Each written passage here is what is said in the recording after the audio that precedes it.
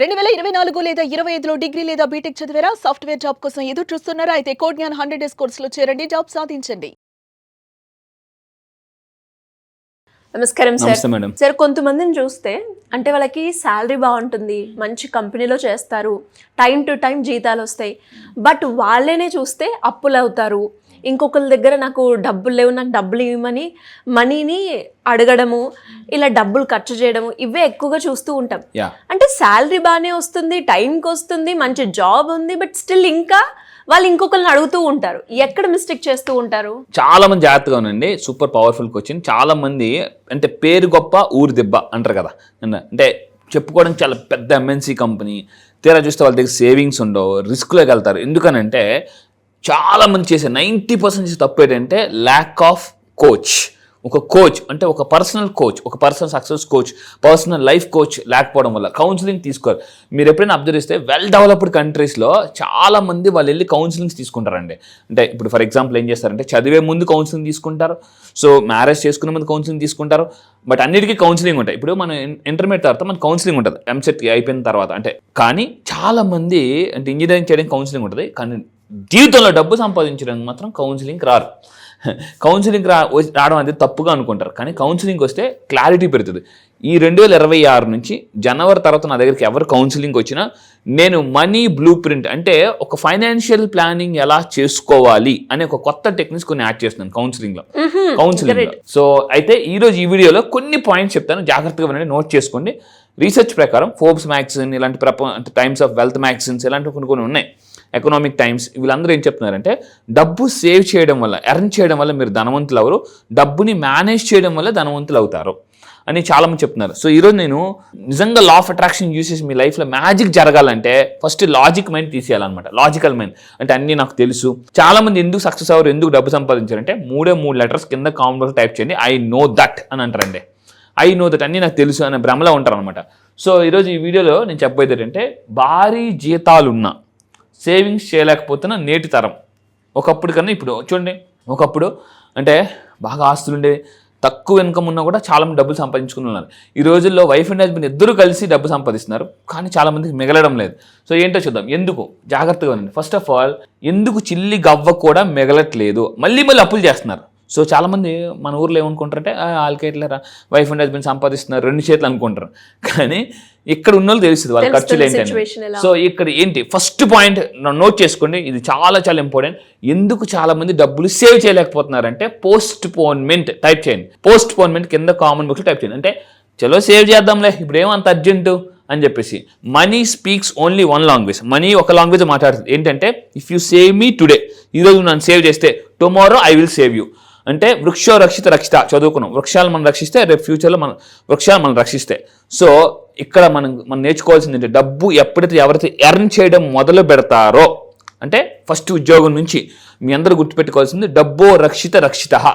డబ్బుని నేను ఈరోజు సేవ్ చేస్తే రేపు డబ్బు నన్ను సేవ్ చేస్తుంది అనే సీక్రెట్. ఈరోజు చాలా మంది పెద్ద పెద్ద సెలబ్రిటీస్ కూడా, ఒకప్పుడు పెద్ద పెద్ద యాక్టర్స్ కూడా, అంటే వాళ్ళు వచ్చినప్పుడు ఎలా పడితే అలా ఖర్చు పెట్టేసి ఒక కోచ్ లేకుండా, ఒక ఫైనాన్షియల్ మేనేజ్మెంట్ లేకుండా ఉండడం వల్ల, అంటే పోస్ట్ పోన్మెంట్, చలో రేపు ఇంకా బోల్డ్ ఉందలే ఫ్యూచర్ అని ఒక వాయిదా వేసే పద్ధతి వల్ల చాలామంది డబ్బులు సేవ్ చేయరండి. ఫస్ట్ ఆఫ్ ఆల్ మీ అందరూ కూడా ఈ పోస్ట్ పోన్మెంట్ని బ్రేక్ చేయండి. జీతం పెరిగే దాచుకుందాం, ఇప్పుడు ఏముంది ఫ్యూచర్ ఇంకా బోల్డ్ ఉంది దాచుకుందాం, లేదా అదో పెరుగుతుంది ఇది పెరుగుతుంది అని ఒక భ్రమలో ఉంటారు అనమాట. అండ్ ఇంకా చాలామంది ఎందుకు దాచుకోలేకపోతున్నారంటే ఫస్ట్ది వాయిదా వేయడం వల్ల దాచుకోలేకపోతున్నారు.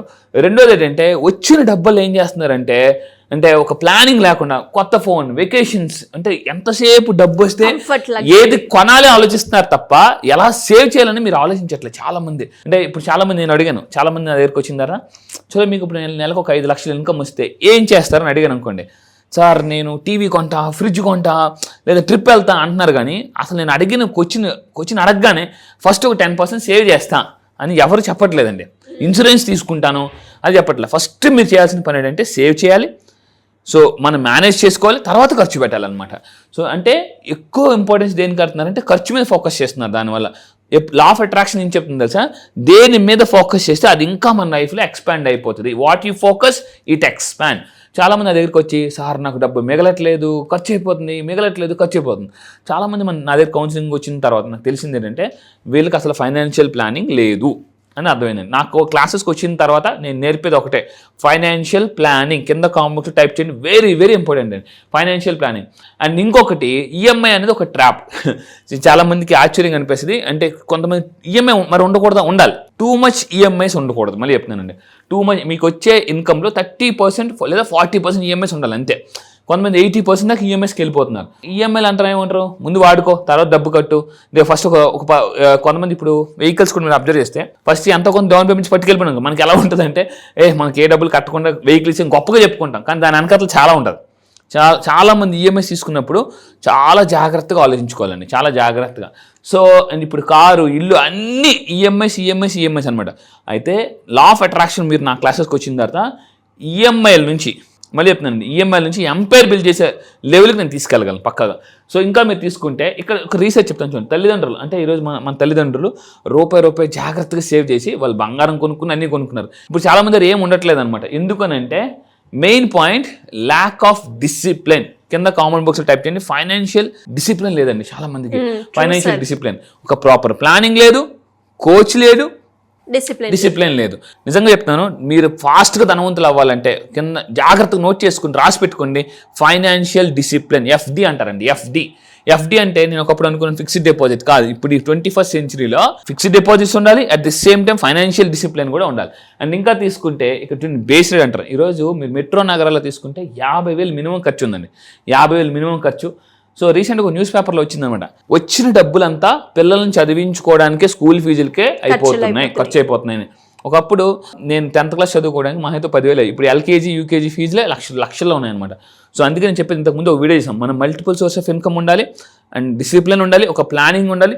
అండ్ ఇంకొకటి ఏంటంటే, చాలామంది ఒకప్పుడు మన ఇండియాలో పోలియో వ్యాధి ఉండేది, ఇప్పుడు చాలా వరకు తగ్గిపోయింది, ఆల్మోస్ట్ లేదు. సో కానీ ఇప్పుడు కొత్త వ్యాధి వచ్చింది, ఏంటో తెలుసా? పోలియో వ్యాధి పోయి పోలిక వ్యాధి వచ్చిందండి. చాలామంది ఈ పోలి కంపారిజన్ వల్ల ఎక్కువ ఖర్చు పెడుతున్నారు, స్టేటస్ చూపించుకోవడం కోసం ఎక్కువ ఖర్చు పెడుతున్నారు. సో ఇక్కడ మెరీ పాయింట్, దీనికి పరిష్కారం ఏంటి? జాగ్రత్తనండి. ఒక పెన్ను పేపర్ తీసుకుని నేను ఎక్కడ ఎక్కువ ఖర్చు పెడుతున్నా, చాలా మంది ఖర్చు పెట్టడంలో ఎందుకు ఫెయిల్ అవుతారంటే, అంటే సేవ్ చేయడంలో ఎందుకు ఫెయిల్ అవుతారంటే, టూ మచ్ ఎమోషనల్ పీపుల్ బాగా ఖర్చు పెట్టేస్తారండి. ప్రతిదానికి ఎమోషనల్గా ఎవరైతే కనెక్ట్ అయిపోతారో సో వాళ్ళు ఎక్కువ ఖర్చు పెట్టేస్తుంటుంటారు. సో మీరు చేయాల్సిన పెన్ను పేపర్ తీసుకుని అనవసరంగా నేను ఎక్కడ ఖర్చు పెట్టాను ఇంతకు ముందు ఒకసారి నోట్ చేసుకోండి. అప్పుడు ఏమవుతుందంటే, మీరు ఈసారి నెక్స్ట్ టైం ఆ ప్లేస్కి వెళ్ళినప్పుడు లేదా అది కొనాలన్నప్పుడు ఇది అనవసరమైన ఖర్చు ఆల్రెడీ నా పేపర్లో ఉంది అని మీరు చెప్తారు. కాబట్టి బ్రెయిన్ దాని మీద ఫోకస్ చేయనివ్వదు అనమాట. అండ్ ఇంకా తీసుకుంటే క్రమశిక్షణ. ఇక్కడ చూడండి, క్రమశిక్షణ. ఎవరికైతే క్రమశిక్షణ ఉండదో అక్కడ పడుతుంది అనమాట శిక్ష, అందులోనే శిక్ష ఉంది. So financial discipline. చాలామంది అంటారు నాకు ఎలా తెలుస్తుంది? కోచ్ ఉండాలి కంపల్సరీ.